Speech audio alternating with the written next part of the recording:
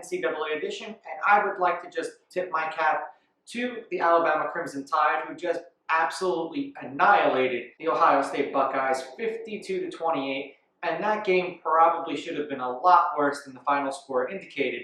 And I know that when you look at that, it's like, oh, well, they beat them convincingly. They were without DeVonta Smith pretty much for the entire second half after he injured his hand going for a catch. And then they basically were just doing whatever they could to kill the clock, because I don't think they wanted to run up the score any more than they had already done. Now, Justin Fields struggled against the Alabama Crimson Tide. He didn't have that same kind of magic, I want to say, that he did against Clemson. And hopefully for him, that wasn't a one and done. And now everyone's on the DeVonta Smith bandwagon, which if you've watched college football at all this season, you knew that he was probably one of the best wide receivers in the country. And now to see people go, the New York Jets should take DeVonta Smith at number 2. Where were you all year? Were you only watching this national championship game and seeing him just completely go off? This was something that he was doing routinely at Alabama. Alabama is just basically 5-star recruits all the way around. There's superstars at every position. Yes, Smith is humble. He's probably one of the more humble wide receivers that they've had in the past. That team is just so entirely stacked that you could just pretty much start their backups and they would probably beat any team in the country's starters. I'm sure there's a handful of teams that might not be true, but for the most part, they are an absolutely dangerous team, which is why everyone always volunteers to go to that school, especially running backs or wide receivers, and they'll ride the bench for a year or two or whatever it takes and sit behind all of these NFL caliber players, because all Alabama does is just roll out players into the NFL. And you could see clearly from watching that game that they had more talent on their defense than Ohio State did.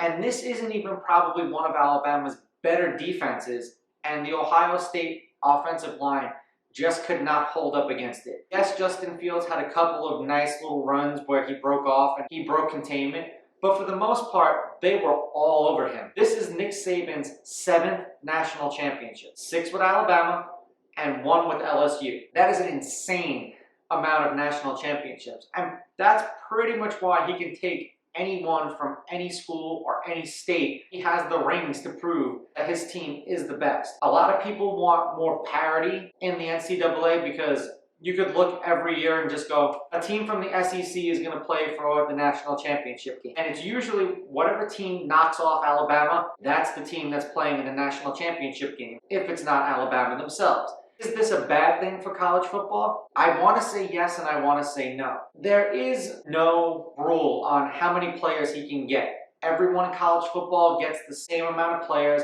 They all have the same amount of scholarships. It's just the quality of player. If winning attracts players to a program, they're going to go to Alabama.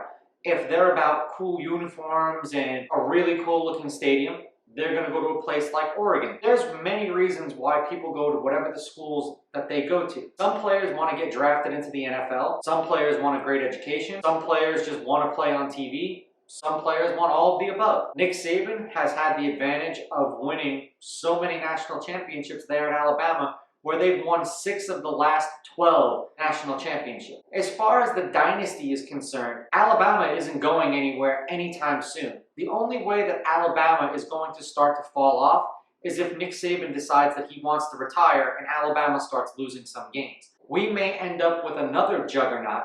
However, these juggernauts usually come from the big schools. So if it's not Alabama, or it's not Ohio State, or it's not Clemson, or it's not LSU, there was Nebraska, there was Miami. Notre Dame puts out so much talent, or recruits so much talent, they tell us every year, but yet get blown out every time they play a school like Alabama. There are so many traditional schools that would reap the benefits of someone like Nick Saban retiring. I don't see that happening anytime soon, and I have to appreciate the greatness that he's putting out there on the field. Whether you love him or whether you hate him, it doesn't matter. They're still winning. Let me know what you guys think in the comments below. Don't forget to like and subscribe to my channel. Follow me on Instagram, @RawSportsTalk. Follow me on Twitter, @RawSportsTalk1. I'll catch you guys in the next episode. I'm out. Ooh, baby, I like it.